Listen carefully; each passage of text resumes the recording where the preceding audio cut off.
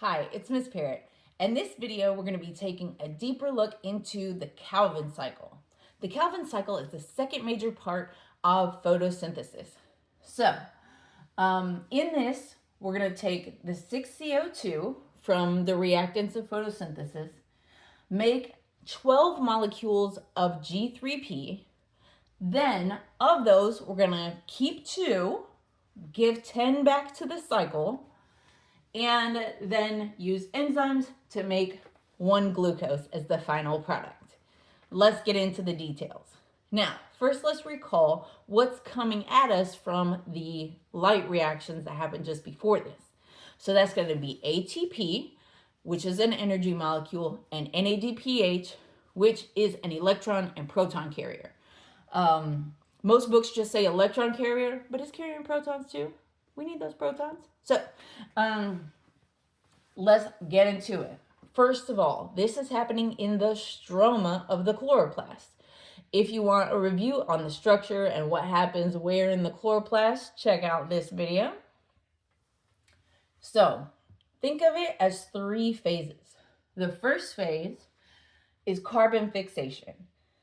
So, CO2 is the reactant, but we need help. There's enzymes happening all along the way.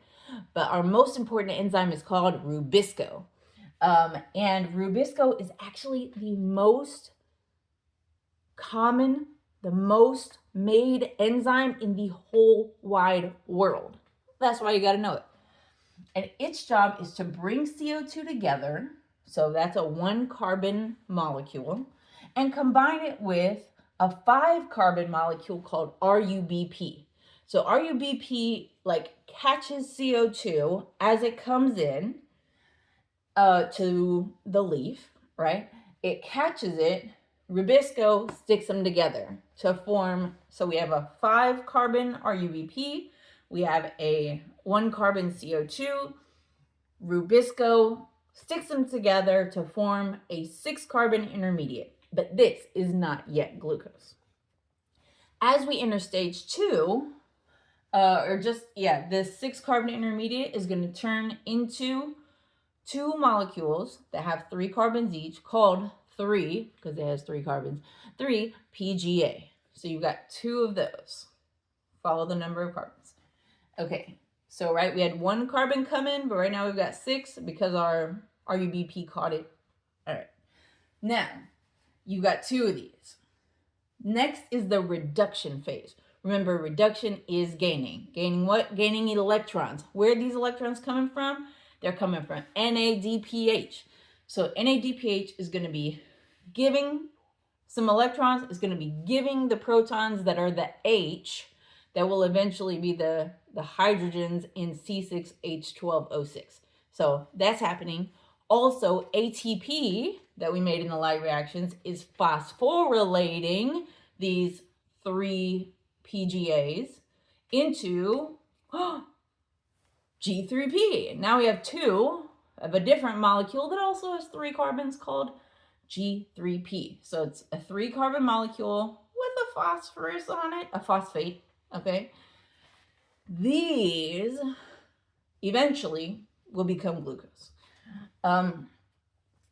So that was why we needed our ATP, and that's why we needed our NADPH. Now, at the end of turning this wheel 6 times, we're going to have made 12 G3P, right? Because when we brought in 1 carbon, we got 2 G3P, and we're going to turn it 6 times, so at the end we'll have 12 G3P.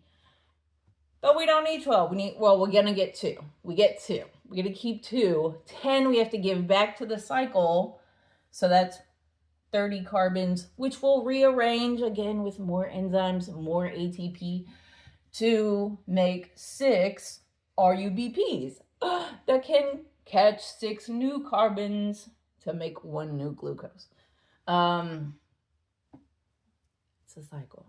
So we will have 12 G3P, again, 2 we keep, 10 go back to the cycle. At the end, after reduction, Your ATP will have broken apart to become ADP and inorganic phosphate. Those will go back to the thylakoid to participate in more light reactions. Your NADPH will have broken apart, and NADP plus will also return back to the thylakoid membrane for the light reactions. We love recycling in photosynthesis. Now what's left is 6 oxygen atoms that we had to break off from CO2. So this CO2 has 2 oxygens. It's going to keep 6 to make the G3Ps and all that.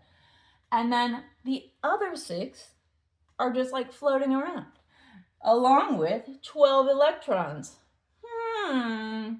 Oxygen is very electronegative, and it's going to snatch up those electrons, and that's exactly what it does.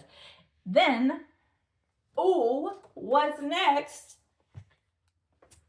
It's going to snatch up the other 12 protons that were not used by NADPH that came out of the ATP synthase that are in the stroma, and we'll have 6 water molecules, right? The oxygen from CO2 and the hydrogens, some from the hydrogen pool produced after ATP synthesis, and half of the ones that NADPH carried over. It's going to catch those too. So, hooray! We now have 6 brand new water molecules with the 12 original H's from the first water, but the O's coming from the CO2. Now, let's remember, we are netting 6 water at the end of all of this. There are lots of chemical reactions all through the Calvin cycle. And many other intermediate water molecules are needed they're either going to be produced by a condensation reaction, things coming together and water coming out, or by a hydrolysis reaction. We're going to use the water to break something into smaller pieces. So if you want more information on condensation and hydrolysis reactions, check out this video. But we're going to net 6 new water at the end.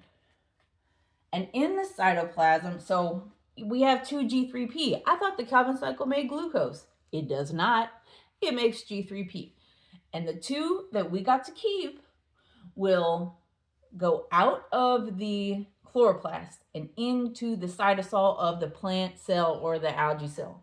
There are enzymes existing who will rearrange those, get rid of the P's, stick the carbons and the oxygens and the hydrogens together to, like in another series, which we're not getting into, that is beyond the scope of the course, to make finally 1 glucose.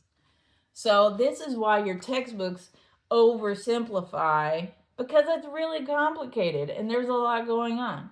And for some of us, oversimplification is actually more confusing.